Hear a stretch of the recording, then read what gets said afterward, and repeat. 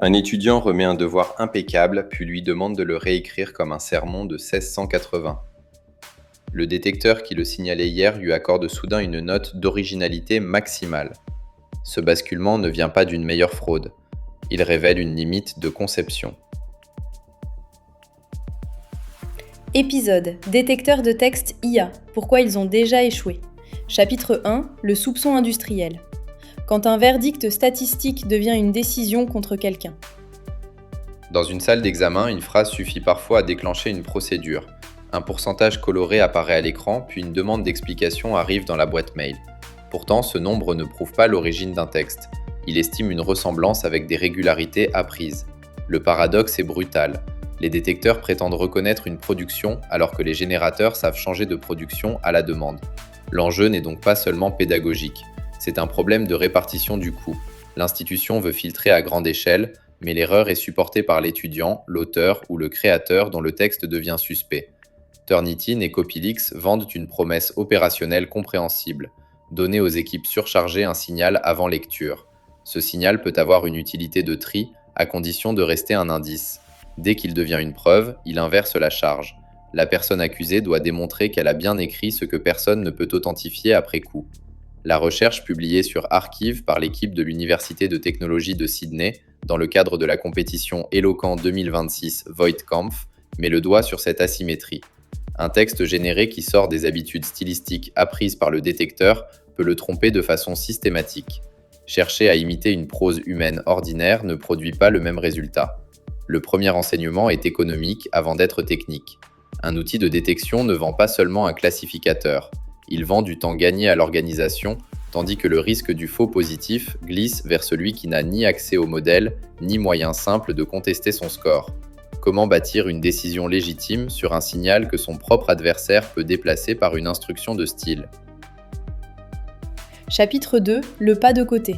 La serrure reconnaît la porte habituelle, pas toutes les portes possibles. La brèche ne ressemble pas à un piratage spectaculaire. Une simple consigne suffit. Demandez au modèle d'écrire dans un registre croisé entre des décennies ou dans une forme de flux de conscience moderniste. Le texte reste lisible, mais sa distribution statistique s'éloigne de celle que le détecteur attend. Selon l'article Archive Eloquent 2026 Voigtkampf, ces attaques stylistiques portent le taux de réussite pour tromper le détecteur à environ 50 fois celui des méthodes précédentes. Le résultat mérite une lecture prudente. Il décrit un cadre expérimental, non chaque usage réel d'un détecteur. Mais le mécanisme est plus important que le classement des outils. Un classificateur apprend une frontière à partir d'exemples. Un générateur peut explorer les zones qui manquent à ces exemples. Imaginez un portique de sécurité entraîné à repérer les costumes d'une foule connue. Il devient performant tant que les visiteurs se présentent dans les tenues prévues. Donnez à chaque visiteur une malle de théâtre et le portique ne sait plus si l'écart désigne une menace ou simplement une nouvelle façon de s'habiller. C'est une pression par contournement de canal, pas une concurrence frontale entre logiciels. Le générateur ne bat pas nécessairement le détecteur sur son terrain, il rend son terrain trop étroit. Chaque nouvelle règle stylistique peut améliorer un score local, mais le coût de couverture augmente plus vite que la capacité de l'éditeur à cataloguer les écarts. Le point décisif est là. L'attaquant n'a pas besoin de produire une imitation parfaite d'un humain particulier. Il lui suffit d'écrire là où le détecteur n'a jamais appris à regarder. Cette différence transforme une course à l'exhaustivité en course perdue d'avance, sauf à réduire fortement l'ambition du verdict. Chapitre 3 Du score à la preuve. La trace vaut au départ. À l'arrivée, elle ne juge jamais seule. La ripote paraît évidente. On ajoute aux données d'entraînement des sermons anciens et des voix littéraires rares, puis on réentraîne. L'étude de Sydney rapporte que cette injection de prose ancienne ou excentrique ne comble pas la faille. Le détecteur absorbe une collection. Le générateur conserve l'espace entre les collections. Cette impasse n'est pas l'absence de données, c'est une différence de rôle. Le détecteur doit décider à partir de traces observables dans le texte final. Le générateur, lui, choisit avant chaque production une trajectoire de formulation. Un correcteur humain peut reconnaître une rupture avec l'histoire d'un étudiant parce qu'il possède un contexte de travail, des brouillons et des échanges. Un score isolé ne possède que la surface de la page. Couvrir davantage de styles peut aussi dégrader le produit.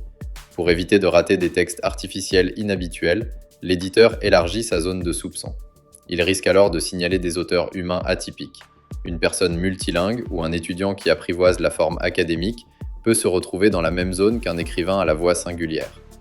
La protection technique devient un prélèvement silencieux sur la diversité des écritures. Lorsqu'un résultat déclenche une sanction, le faux positif devient une dette de procédure. L'organisation doit conserver les brouillons et instruire réellement l'appel, avec un seuil que chacun peut comprendre. Faute de cela, elle automatise l'accusation puis laisse l'instruction arriver trop tard. On comprend alors pourquoi l'entraînement perpétuel a une faible valeur défendable.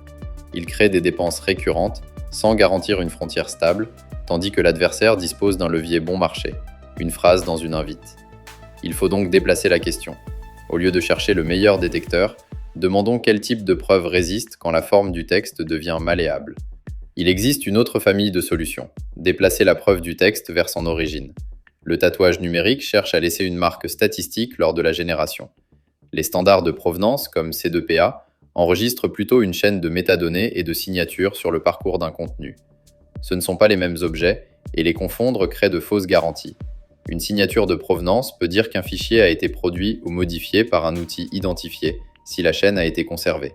Elle ne dit pas qu'un auteur n'a utilisé aucun autre outil.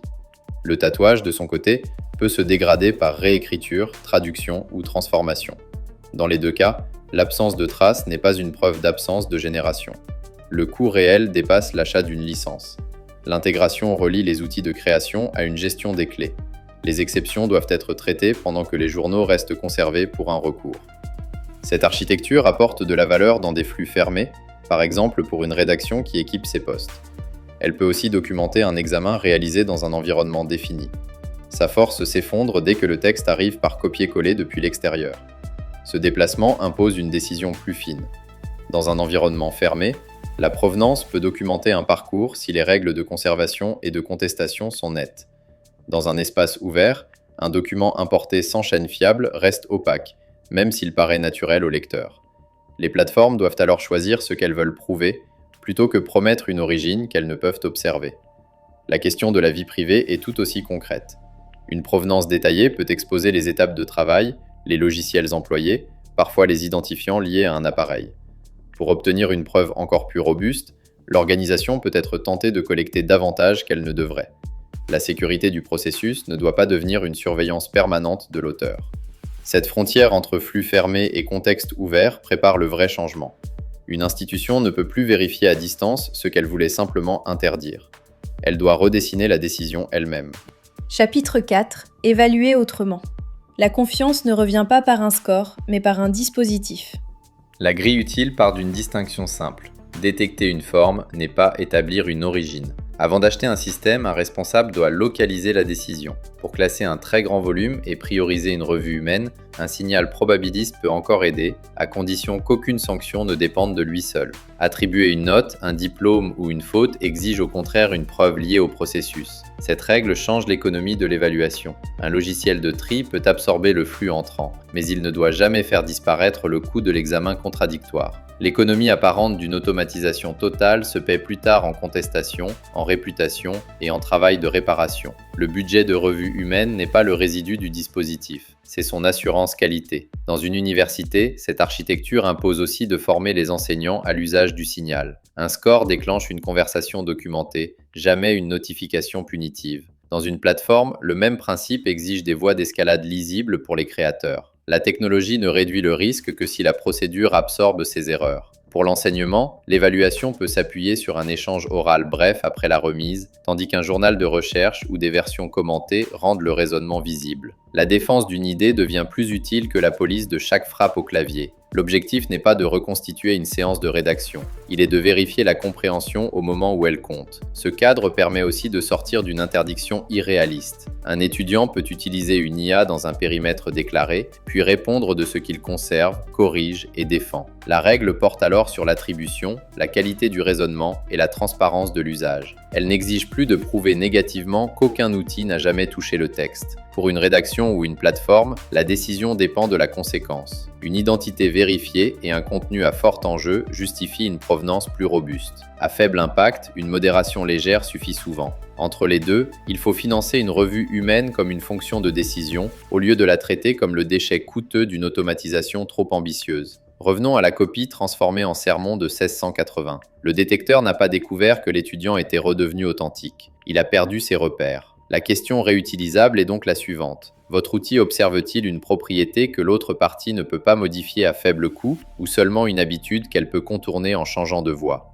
Quand l'origine compte, la preuve doit naître avec le processus. Sinon, le soupçon arrive après le texte, trop tard pour être juste. C'est là que commence une confiance plus exigeante, mais enfin vérifiable. Un score peut trier une file, pas prouver une voix. Pour décider, chercher une provenance, un contexte et un recours réel.